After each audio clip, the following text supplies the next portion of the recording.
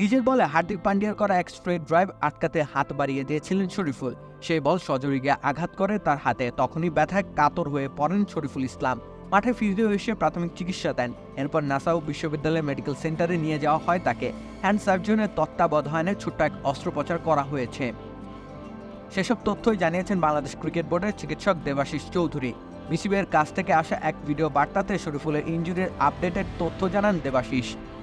আজকে ইন্ডিয়া বাংলাদেশের মধ্যকার প্রস্তুতিকালীন ম্যাচ চলাকালীন সময়ে শরীফুলের নিজের শেষ ওভারে বোলিংয়ের সময় ফিরতি বলে আটকাতে গিয়ে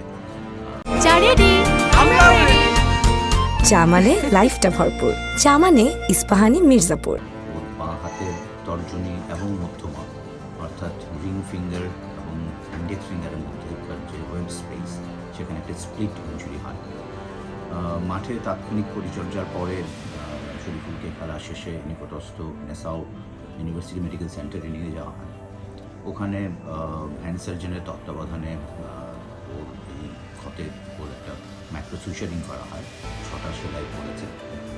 তো আমরা বিসিবির চিকিৎসক আরও জানিয়েছেন 2 দিন পর ক্ষতের ড্রেসিং করানো হবে শরীফুলের। তখন শরীফুল কবে নাগাদ খেলতে পারবেন সে বিষয়ে পরিষ্কার তথ্য মিলবে। 2 দিন পরে ড্রেসিং পাল্টানোর জন্য আবার সার্জনের কাছে যাব। তখন আমরা আসলে বুঝতে পারবো যে রিটার্ন টু সময় লাগবে। শরীফুলের গুরুত্বের কথা বিবেচনা করে আমরা মেডিকেল চিকিৎসা সর্বোচ্চটা দেওয়ার চেষ্টা করছি যেন